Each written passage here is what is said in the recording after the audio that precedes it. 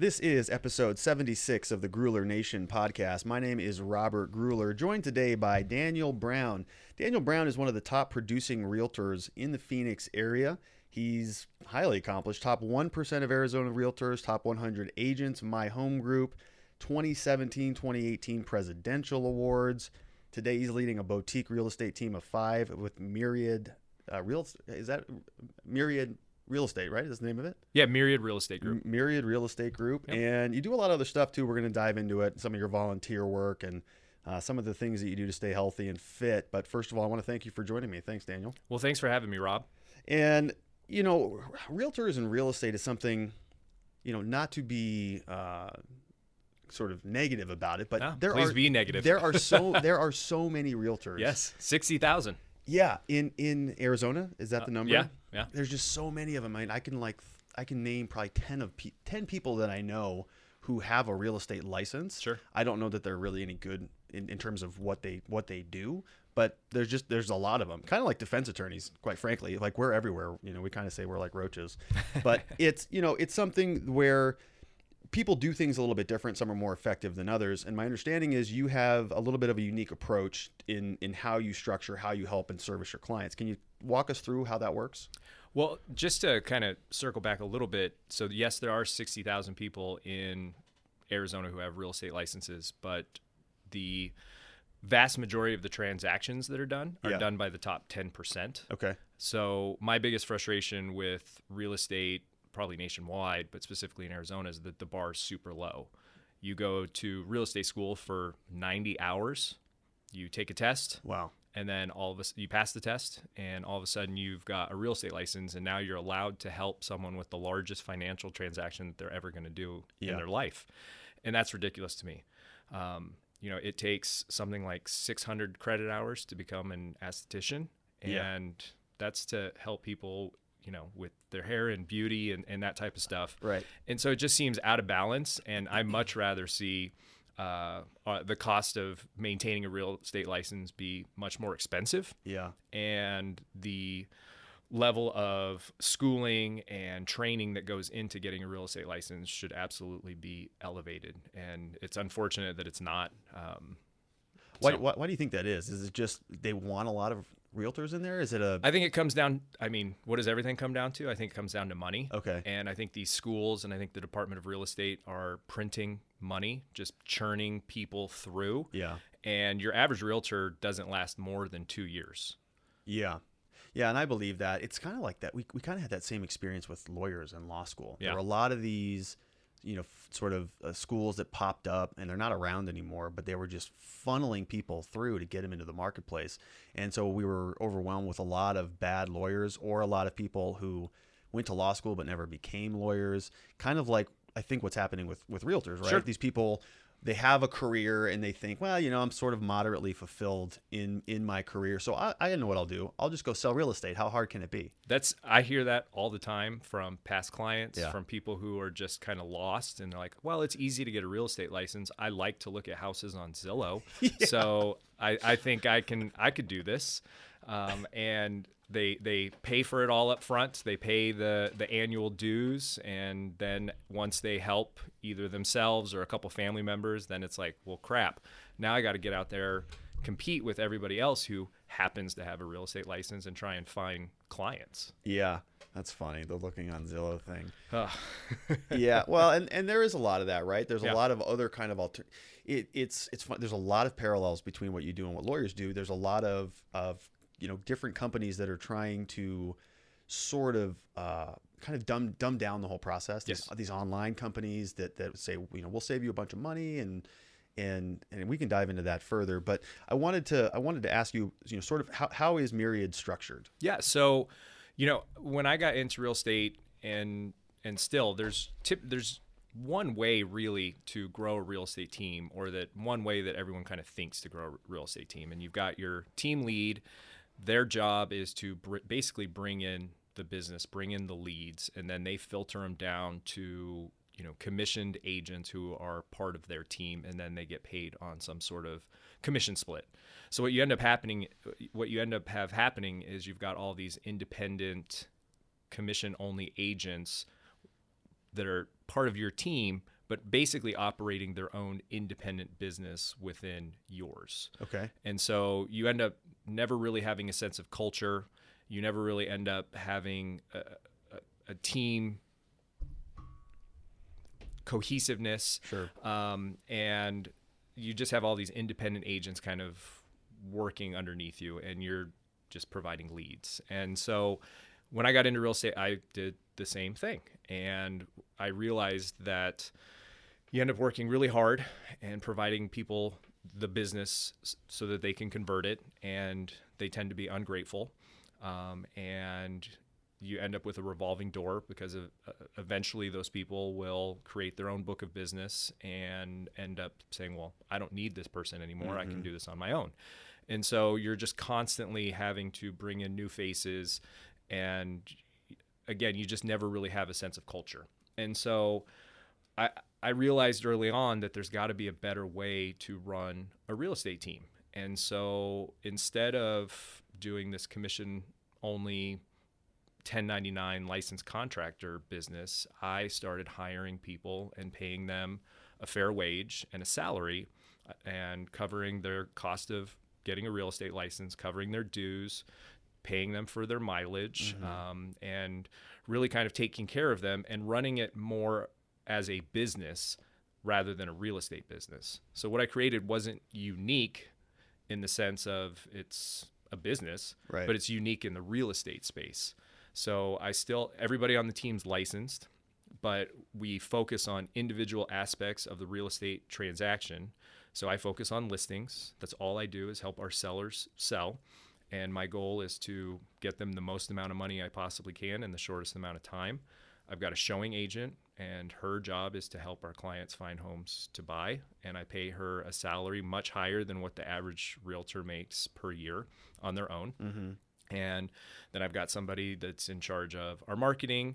I've got 2 people that hit the phones to call and convert our leads, so that I have sellers to help and our showing agent has buyers to help. Right. And we have a transaction manager that, handles all the paperwork and helps our clients get from start to finish. So we've got these specialized individual niches within the business of real estate that we focus on, and each of us are really, really good at that specific item. And then we're all working together for the benefit of our client, for the benefit of our company.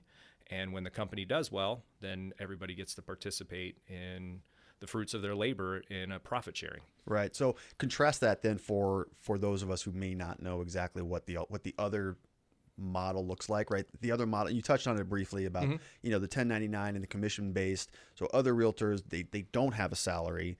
They don't have sort of that siloed structure where you have different people who are very good at what they do. You just have one guy who's just kind of, or gal who's just kind of doing everything. They're not getting paid unless they sell the property or help the transaction, and then they take a percentage of the total sale. That's absolutely correct. Yeah. So they're paid on a split with their team lead. So you have your team lead, and they're often buying internet leads, paying Zillow to bring in business. They're going to networking events. And so again, their goal is to bring that business in however they do it. And then they farm those leads out to individual agents within their team. And then that person shows them homes or lists the property or just does everything from start to finish. And then they pay that team lead a split. Oftentimes it's 50-50. There's other splits that are out there, 60-40, 70-30, whatnot, but it's typically a 50-50 split.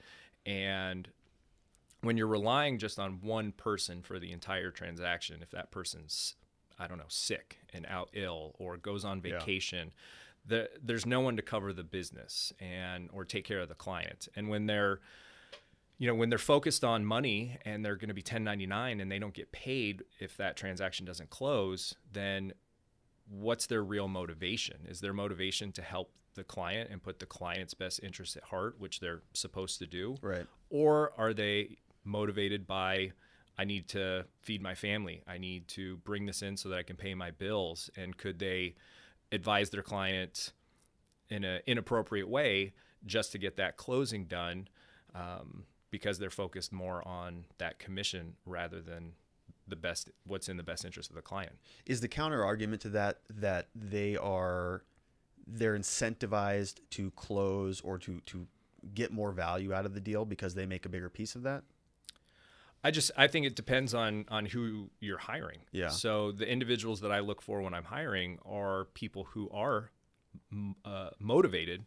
They're hungry and they want to go after the business, but they're also very humble and they're intelligent individuals. So that part of our core values is being humble, hungry, and smart. Mm-hmm. And yeah, when you're hiring people who are going to be commission only, they're going to be super motivated to get that work done. But if they're also getting to a certain point in their profitability or their income, they may take their foot off the gas as well. Right. And so what I've done is I'm bringing people on who care more about providing a high level of service.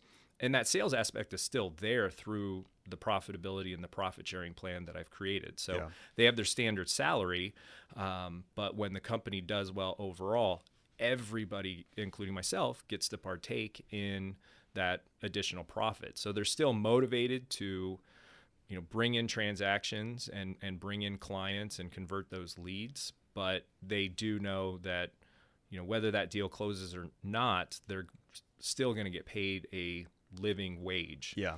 And furthermore, what it does is whether we're helping somebody who wants to purchase or sell a $100,000 house or a multi-million-dollar home, those people are getting the same level of service because the guys on my team are getting paid the same.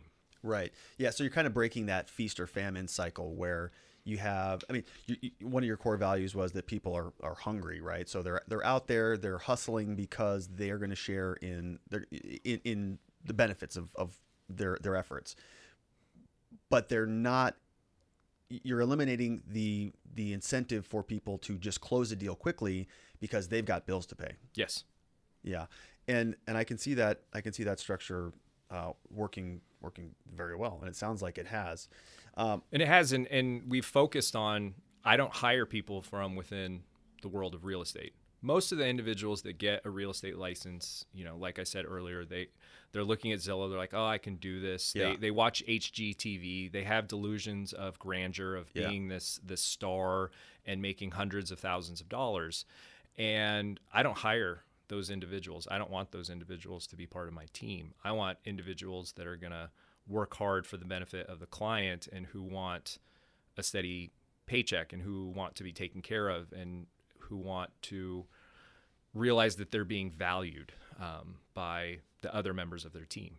I have kind of a question that I don't know how to phrase, but Sure. what I'm trying to understand is the tangible benefits of that type of model, or the only thing that I can describe it or kind of parallel it to is what a lawyer does, right? So we have what we do where we only take one type of case. We're very good at criminal law. We don't take family law cases, bankruptcy cases, or anything like that. And so I can understand and I can convey the value to our client of saying, hey, this is what a practitioner can get you versus somebody who's not really a practitioner. And so the analogy is kind of what you're doing, right? You're somebody who's highly focused, highly dedicated to producing good results for your clients versus those other people who are not. They like it's the cousin who's got a real estate license who wants to sell your house. Tangibly for the consumer, for your clients, what's the benefit? Are they netting more for the sale? Are they buying for lower value? Is the process more enjoyable for them? Kind of walk me through some of those tangible features. Yeah, definitely the process is going to be more enjoyable. We remove, to be honest, selling your home sucks. It's an inconvenience. It's a hassle. It's a real pain. It's really hard if you want to sell in order to purchase your next home. Mm-hmm. And our team, that's one of our niches, is uniquely set up to handle those transactions to get people from point A to point B in a really, I want to say, completely stress-free. It's not stress-free. It's still stressful. Helping people with real estate is the second most stressful thing that somebody does next to losing a family member. And right. So if we can remove a lot of the unknowns, a lot of those stressors from the situation by honing our craft in one specific aspect of the transaction, that makes it a much more positive experience for the consumer in the end. And I think the statistic is something along the lines of 65% of people who do a real estate transaction have a poor experience. Really? Mm-hmm.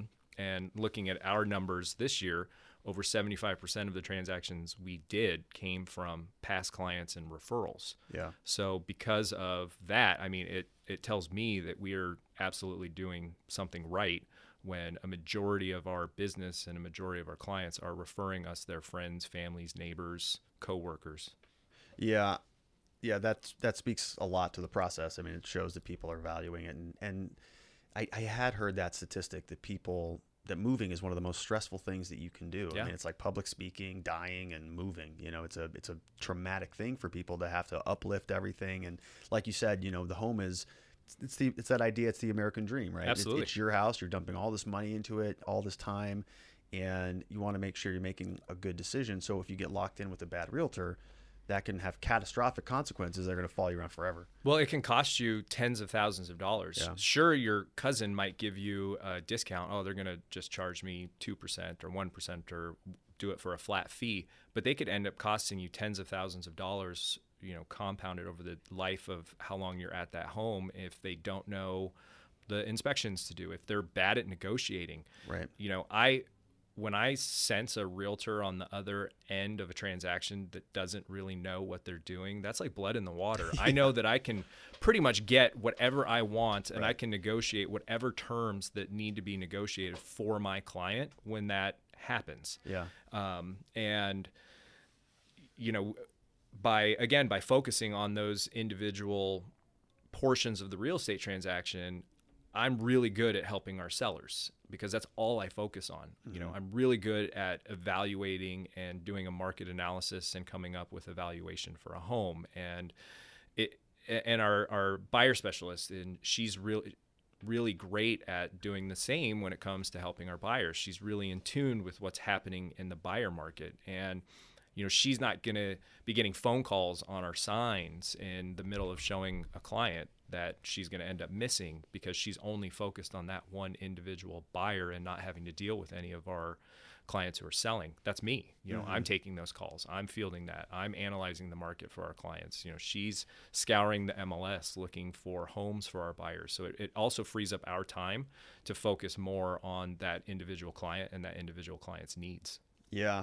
That's interesting that you were talking about market analysis and that, because that's kind of an abstract concept for a lot of people. When you talk about supply and demand, I've always thought it was interesting when realtors talk about market, I forget what they call it, like availability, or what is the market, you know, like stock. What's how many homes are available on the market? Yeah. Like inventory? Inventory. That's Yeah. the word I'm thinking of. Yeah. They say, you know, this is the inventory. Inventory is super low. And it Yeah. kind of reminds me of, you know, like a going out of business sale, right? And you see those commercials, inventory's low, come get it while it lasts. And it's kind of one of those concepts that I think maybe the average person doesn't really understand how that works. Can you kind of walk us through that? Yeah, absolutely. So, you know, there's tons of algorithms out there too that try to evaluate Yeah. the value of a home. You know, Zillow probably being the most popular one with their Zestimate, and on average, that is off over $18,000 Yeah. for somebody's valuation. There are subtle nuances to each individual neighborhood that you have to take into consideration. So it's not just plugging in an address and then having some computer program spit out what that property's value is. You have to be able to know that neighborhood, know that city, and know what's going on, because you know, one city is completely different from the next. You know, the West Valley is what's happening out there, and in areas like Surprise is very different than what's happening in Gilbert. Right. So if you're, I don't necessarily think you need to work with someone who specializes in just one city. You give me 10 minutes in the internet and I'm a neighborhood specialist because I know what to look for, and Right. I've evaluated thousands and thousands of properties. And so you need to work with somebody that knows those subtle nuances when it comes to establishing those values. And oftentimes it takes actually seeing the home in person. You know, when we do it, we come up with kind of a range based on what you tell us the home is like. And then when we come to the property, we actually show you photos, and in some cases actually take you to see the active properties that your competition in the neighborhood, and say, these are what the features that these homes have, and why we think your home is valued at this. And so, you know, the client is very much involved and that education process on how we establish that value. Yeah, it sounds like it's a little bit of an art form in a way. It is, absolutely. Yeah, because you have all of the data. I mean, anybody can be a junkie on the data, right? But again, you know, unless you go and see it, unless you know what to look for, you're probably going to be off if you're just studying a computer algorithm. Yeah, absolutely. And that, again, can cost your client tons of money. You know, if they've moved out of the home and it's sitting there empty, they're still paying usually their mortgage, they're still paying utilities, they're still paying for maintenance, landscaping, all those different things. All that money kind of adds up. Yeah. So the motivation to kind of get that home sold quickly for the right amount of money, and in the environment that we're in, if a home looks good, is priced right, and the advertising is on point, it should sell, you know, relatively quickly, like within 30 days, just depending on the neighborhood and the area of the valley that it's in. Right. How much of what you do is instinct when it comes to the negotiations? Because that's always been very interesting to me. I mean, especially when you kind of look through the numbers that you mentioned, right? You said, I think, what was the numbers about the numbers sold? So there's 60,000 realtors, but 10%. The top 10% of agents sell 90%. 90%. Yeah. Right. So when you're interfacing with other realtors, it's very likely that they're not in the top 10%, right? And so now that, I mean, that's even more of an art form when you make an offer, you counter their offer and all that stuff. What's your process for that? So one of the first things I do is I look the agent up in the MLS. So you have something, you can see how long they've been an agent. Yeah. And can you see what they do? Yeah, okay. You can see their production. So okay. You can see if they've done 3 transactions in 5 years. Yeah. And then it's like, okay, well, I know that I'm dealing with somebody that doesn't have a lot of experience. You know, the downside is you don't have a direct pathway to their client. So you're playing a game of telephone. And I think the most important thing is actually picking up the phone. You know, in this day and age with texting and email, you can't necessarily use your gut instinct as much if you're not having that conversation. And people will give up a lot of information if you just ask the question. Sure. They're not necessarily supposed to, but they will give you that information because, again, they're super motivated to sell that house because they're wanting the commission. They're wanting to get that sold. So they will sometimes give you nuggets of info that you can use against them in that negotiation process. Do they teach that in real estate school? No. Real estate school teaches you how to take a test. They teach you nothing about actually practicing real estate. They leave it up to the brokerages and the team leaders to actually teach people how to practice real estate. And I think that's one of the biggest deficiencies.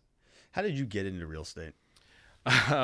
So I was in banking for a really long time, and I paid for school through banking. I worked at Wells Fargo. They did tuition reimbursement, and I bounced around. I got into management and realized that it wasn't necessarily the company that I didn't like. It was the industry. And so I got out of banking and I started bartending.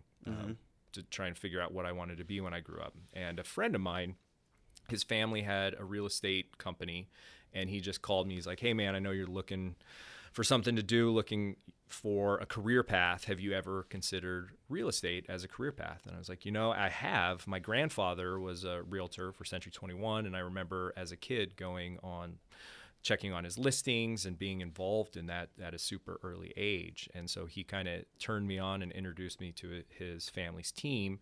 And so I got my real estate license and joined their team as a listing manager in 2007 when the real estate market was crashing all around us. Right. So, in my opinion, it was actually the best time to get a license and become an agent because so many people were getting out of it. Yeah. And I figured if I can figure out a way to survive this and make a go and make a living when it's the worst recession and the worst housing market since the Great Depression, then I can survive anything. And so, working for that team and kind of learning the initial ropes really gave me I became a veteran very fast Yeah. in the real estate market. I shifted as a listing manager and started managing bank-owned properties. Okay. And so people would go to foreclosure, the bank would take the home back, and the bank would need somebody local to list and sell that property and evaluate it. And that's why I say today that you give me 10 minutes in the internet and I can evaluate I can establish a value of a property anywhere in the Phoenix area, because I was doing hundreds of those for these banks constantly, every day. It was constantly evaluating homes, evaluating the market, telling them what I think they should price it at, finding comps, basically doing unofficial appraisals for them day in and day out, and selling hundreds of homes just to try and make a living. And it was definitely not glamorous. The houses were very cheap during that time. Yeah. I remember the cheapest home I sold was a 2-bedroom, 1-bath condo for $10,000. Oh my gosh. So you can imagine the commission you get on that is super, super low. And especially when you have to pay your team lead, a split, it's even less. And so it took quite a few properties to be able to support yourself. But I wouldn't trade it for anything. Yeah. Because it just gave me so much experience in such a short period of time. Yeah. It's like trial by fire in a way. Absolutely. It absolutely was. Yeah. That's great. What about, okay. So that was more of the traditional model. Yes. And you now started Myriad, and what was the inspiration for doing it a little bit different? Because I have not heard of your model. Yeah, so when we started Myriad, I had a business partner, and we only knew the same model that everybody else did, and we started growing it that same way. Right. And it just became very frustrating because we had the same problems that everybody else has. There's a lack of profitability in that model because you're paying a lot of money to bring in leads to support these people. Mm-hmm. And you oftentimes end up having to also handle your own buyers and sellers just to make it all kind of work. And my business partner at the time and we ended up going our separate ways. He and I are still the best of friends, and he does a lot of our digital marketing today. But at that time, I was like, okay, well, he's going off on doing his own thing. What kind of business do I want? And I really sat down with my business coach, and she and I kind of hammered it out. We were like, what does this look like for you so that you're happy, so that you're successful? And we kind of just invented this process and invented this team model. We borrowed pieces from other successful teams around the nation and really kind of evolved it into what it is today. Yeah. Yeah, that's great. I mean, I love when people do things a little bit differently and they get, good results. It does really parallel a lot to some things in law. There are other law firms that it's kind of that same contractual basis where there'll be a law firm that brings the leads in and then they assign them out to the attorneys, and the attorneys do everything. And we've done the same thing here. We kind of have a model very similar to yours, where it's a team approach. We've got legal assistants, and everybody's very good at their assigned duties, and it works out well for us also. Yeah, and I just echo back to, I think it's your model, my model. It's better for the client. Yeah, I agree. At the end of the day, you end up hiring people and bringing individuals on that care about the business, care about the culture, care about the consumer and the client, and put their needs ahead of their own. And it all comes down to hiring the right people, of course. And I early on stumbled through that, as most people do, with bad hires. And that's when I learned, I really can't hire anyone within the real estate industry because they've all been brainwashed to think a certain way. And most people get their real estate license because they think, I'm going to make hundreds of thousands of dollars slinging houses, and I'm going to be this HGTV star. And that's just not the case. Yeah. And I don't think I'll ever go back to that model.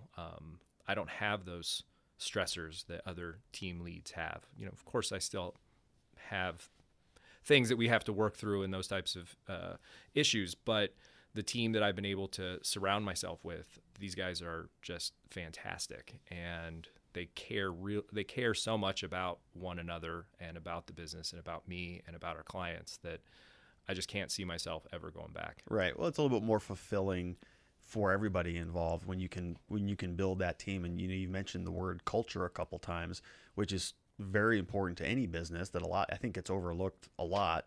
When we were starting ours, you know, it was a huge problem. We had a cultural problem because we didn't do a good job as leaders of telling that to the rest of our team. But when you get that right, everybody performs at a higher level. It's like everything gets lifted up, and the client experience is just that much better. So it sounds like your model really incorporates that, whereas the traditional model doesn't. Everybody's kind of on their own. Yeah, absolutely. You know, and one of the things, again, I pride myself on is that our business this year has majority of it's been referrals and past clients. And for us, it's not a transactional business. Yes, we're doing a transaction, but it's building a relationship with these individuals so that we're more than just their realtor. We're their friend. We stay in touch with them over the course of years when they have their home. You know, we're checking in on them every single year on their home anniversary. We're sending them goodies on their birthday. We send their if they have children, we send their kids stuff. It's more than just a transaction. Like I genuinely like the individuals that we end up helping, and most of them become my friend because I'm staying in touch with them. Yeah, you know, being involved in what's happening in their day-to-day lives. So it's not just helping them buy that property or sell that you're not property. Just flipping houses. Yeah, developing lifelong relationships. Yeah, and that's really what it comes down to. People want to have that connection. They know that they've got a relationship with you. You're dealing with one of the most important assets that they'll ever have in their entire life. And so for them to be able to place their trust in you and your team, knowing that you've got individuals who are being delegated to do something and do it very, very well, gives them that sense of confidence, and they can rest assured it's going to get done right. Yeah, absolutely. And you know, I want to stress also that our team doesn't hand people around. So everybody's aware of what's happening within the transaction. So if you call the office and you know, let's just say one of my team members, Dominic, answers the phone, he knows what's happening in that transaction. Yeah. So he can answer your question, even though you're maybe working primarily with me or with our buyer specialist. Right. If our buyer specialist is out of town, I step in and show home. So we have each other's back. We cross-train.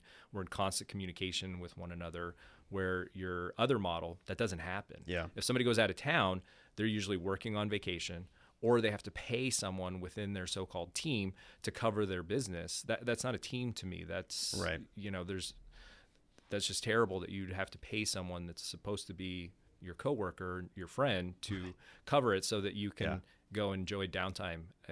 And this last year, I took my honeymoon, and I was gone during the busiest time that we've ever had. Of course, this spring, right? And my team did amazing. Our clients were well taken care of, and I brought my computer with me, and my team literally called me when I'm in Japan and said, "Stop emailing. You're messing things up. Like, stop it. Enjoy your honeymoon." And that was the first time ever that I've been in real estate that's happened, and I was like, yes, I will. I closed my laptop, I checked out, and I enjoyed my honeymoon, and they took care of everything. And I got back, and I didn't have this mountain of work. You know, they were in my email, they were catering to our clients and took care of everything. And I don't think that other model allows for that. Right. It sounds like you have a great team. I mean, for them to tell you to get off your computers is huge. Normally it's the other way around. Yeah, they were actually mad at me. They're like, "You're messing stuff up. We don't know what you're handling. We don't know when to just stop." That's great. That's where you want to be in a business, really, where you're kind of the bottleneck. You know, you got things so proceduralized, and you've got a great team and a great culture, and they can just run with it. And you poking around in there is just interfering with a process that works. Yeah. Yeah. When I'm the biggest obstacle to our success, it's real easy. Okay. Yeah, I guess you guys got it. I will step away. That's great. And so your team, you also volunteer. I know you're on the board at Casa Academy. Can you tell us about that? Yeah. So Casa Academy is a charter school, and I know charter schools get kind of a bad rap, but they're a nonprofit charter school, so they don't charge any of the students for their education. And right now they're catering kindergartners through third grade, and their demographic are young kids who are typically living below the poverty line and who are severely behind in their education due to the circumstances that they were born into. And so a lot of times these kids might not be able to read. English might not be their primary language. So you have a lot of minority students, a lot of refugee students, and it's a real burden on the public school system. And these kids just fall further and further behind. There's a lot of programs in high school to try and get people caught up, right? But it's so hard once they're that far along. So this school really focuses on getting these young kids caught up to the grade level that they should be at.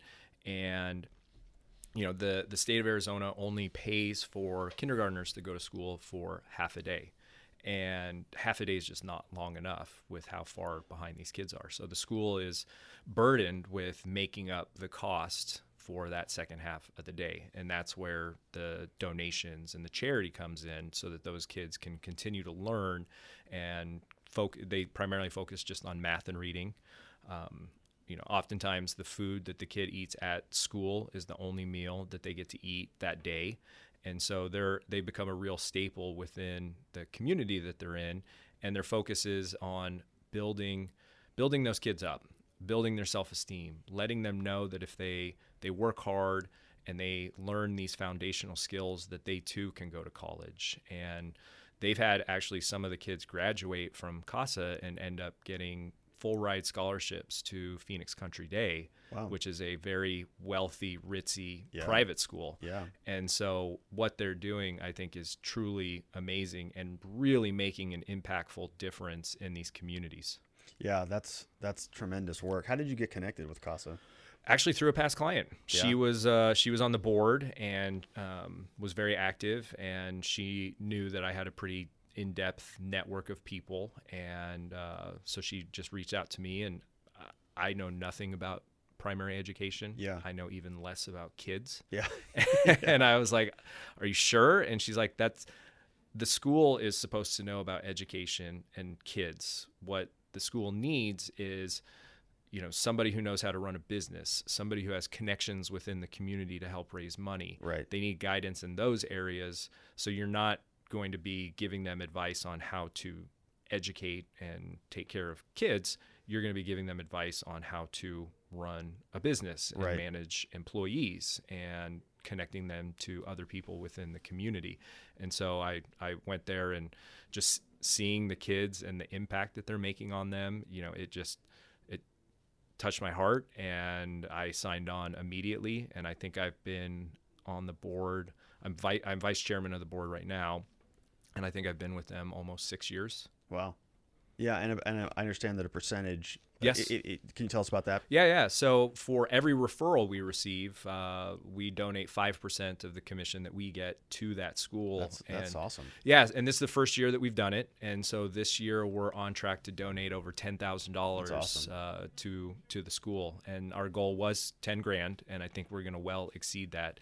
And it's been really fantastic. The school, the kids, they're super appreciative, because it's not a ton of money, yeah, but it is to them, and it goes a really long way. Well, I'm sure you can see the direct, tangible benefit of that. I mean, that's a lot of money. You don't have to do that. That's a very generous thing. That's great.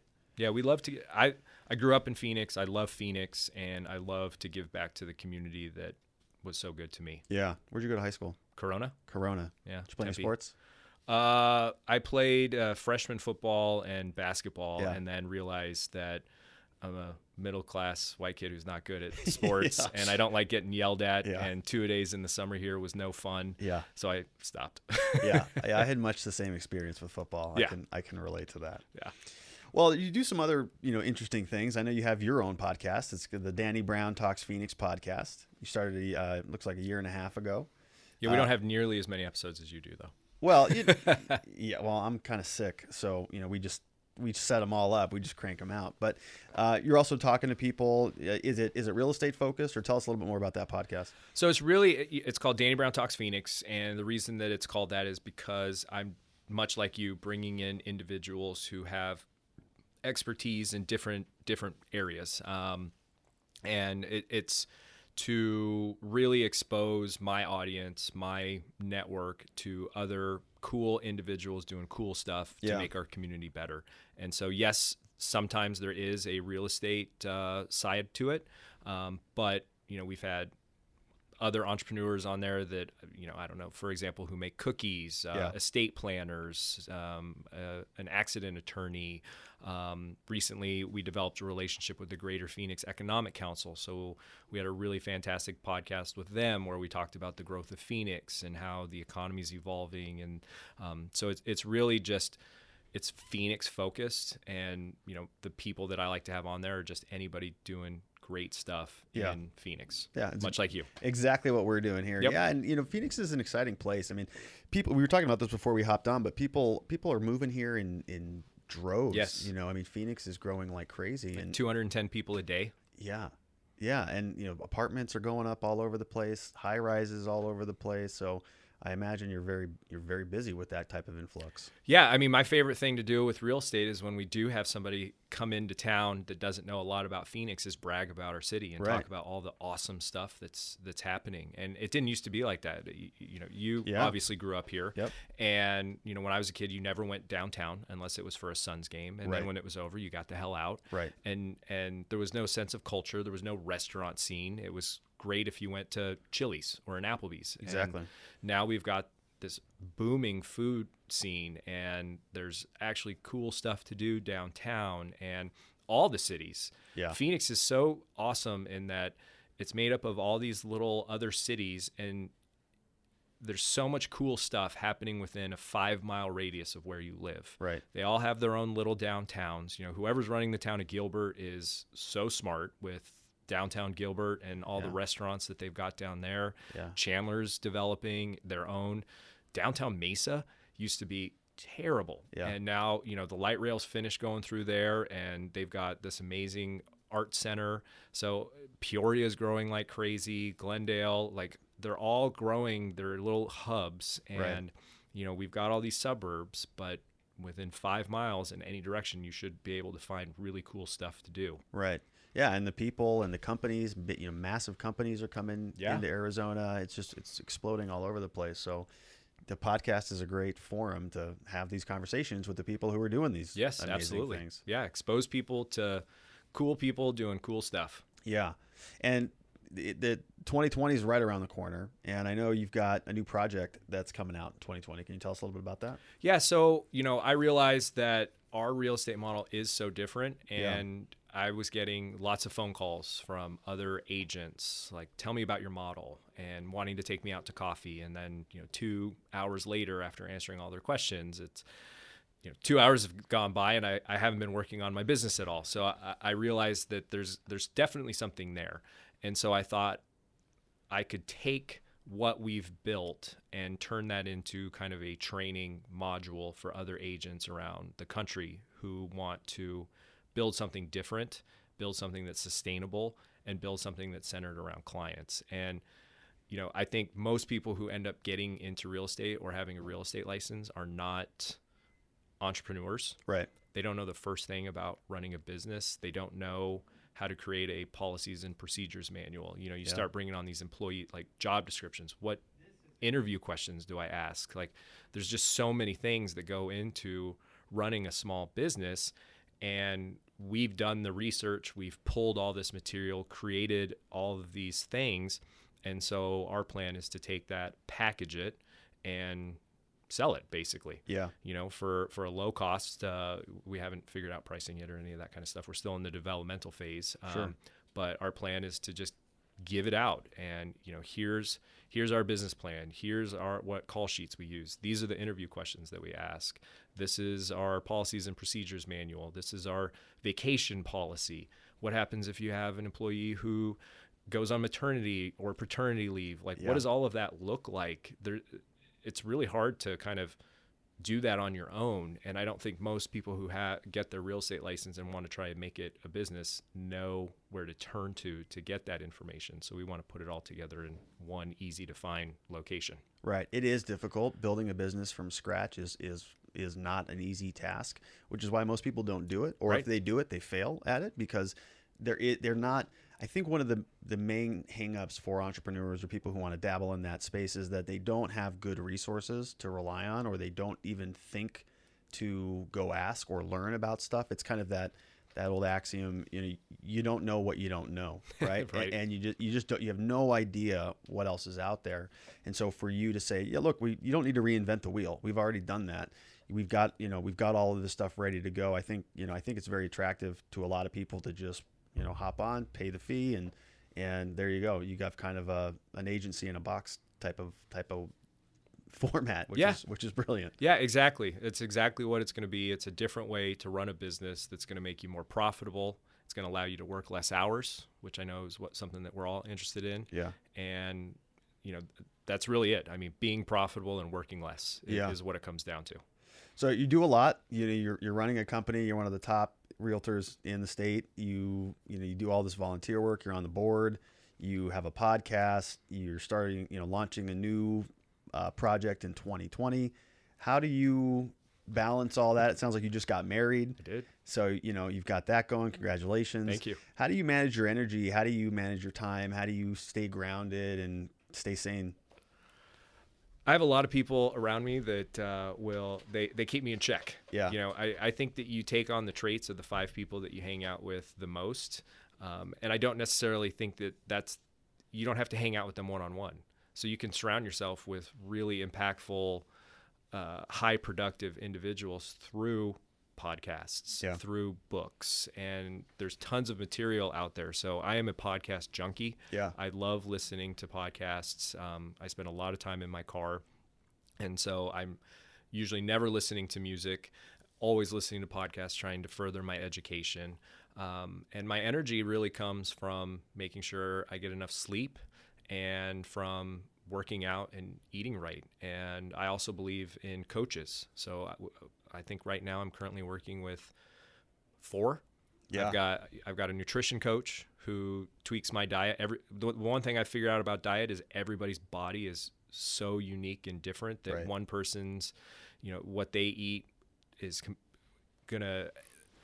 it's going to change your body makeup versus what somebody else's eat. And so it's really got to be tailored specifically to you. And so I work with a nutrition coach. I've got a coach at the gym who I work with in terms of, making sure the exercises that I'm doing them correctly, that I'm not going to injure myself.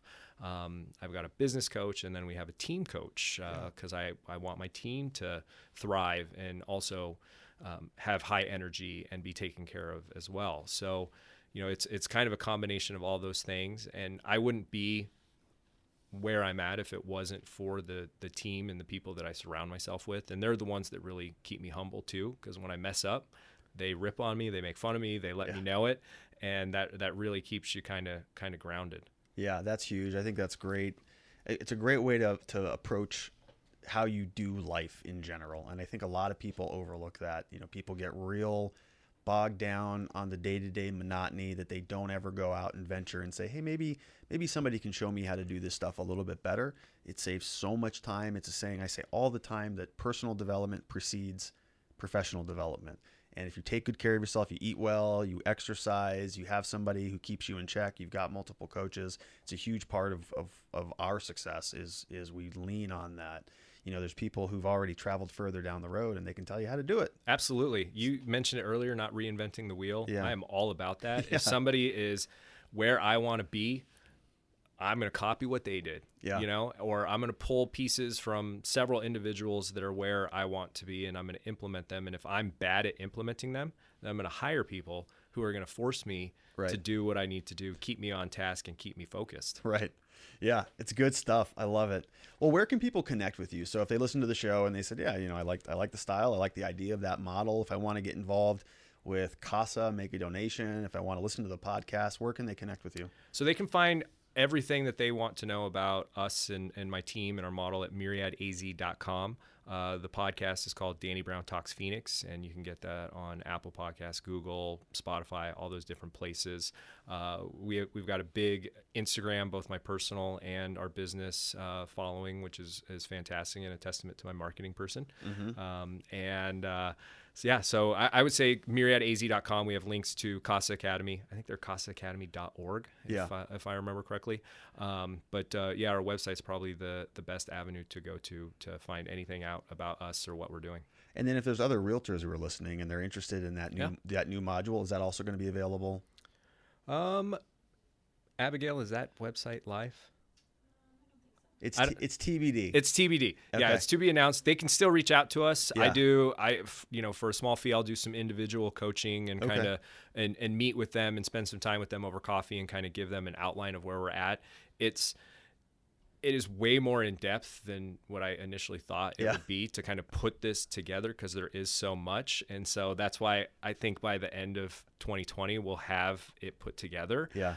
But if there are individuals that are interested in that in the short term, they can go to our website, myriadaz.com, reach out to me.